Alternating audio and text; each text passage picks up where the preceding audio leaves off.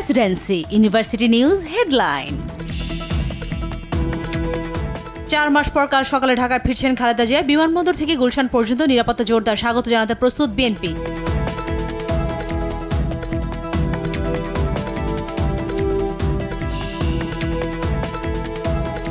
দিনের ভোট রাতে হওয়ার কোনো সুযোগ নেই জানিয়েছেন প্রধান নির্বাচন কমিশনার এএমএম নাসির উদ্দিন। জানান, কোনো রাজনৈতিক বিতর্কে জড়াবে না কমিশন।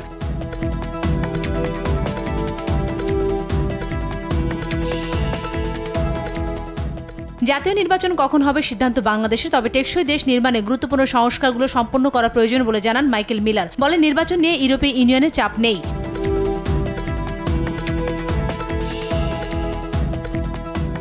প্রধান উপদেষ্টার কাছে প্রতিবেদন জমা স্বাস্থ্য সংস্কার কমিশন। বিনামূল্যে প্রাথমিক স্বাস্থ্যসেবা, সরকারি হাসপাতালে জনবল নিয়োগ ও নতুন হাসপাতাল নির্মাণের প্রস্তাব, স্বতন্ত্র বাংলাদেশ স্বাস্থ্য সার্ভিস গঠনের সুপারিশ। কোরবানির পশু চামড়ার ন্যায্য মূল্য নিশ্চিতে কমিটি গঠন নির্দেশ প্রধান উপদেষ্টা। সিন্ডিকেট কিংবা অব্যবস্থাপনার কারণে মানুষ যেন ন্যায্য মূল্য থেকে বঞ্চিত না হয় সেদিকে সতর্ক থাকার নির্দেশ দেন তিনি।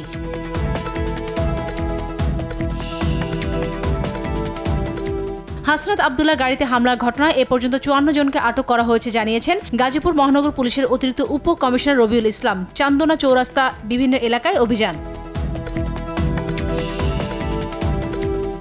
নাজমুল হাসান পাপন ও তার স্ত্রীর ব্যাংক অ্যাকাউন্টে সন্দেহজনক লেনদেনের প্রমাণ পেয়েছে দুর্নীতি দমন কমিশন। অবৈধ সম্পদ অর্জন ও কোটি টাকা লেনদেনের তথ্য পাওয়ার কথা জানায় সংস্থাটি।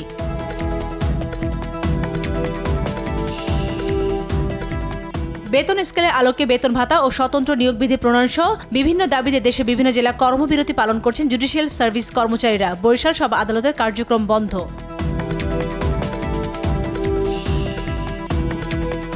শত্রুর আগ্রাসনে উপযুক্ত জবাব দিতে প্রস্তুত পাকিস্তান। উপযুক্ত জবাব দেওয়ার ঘোষণা ভারতে। দুই দেশের উত্তেজনা প্রশমনে আজ জাতিসংঘের নিরাপত্তা পরিষদের বৈঠক।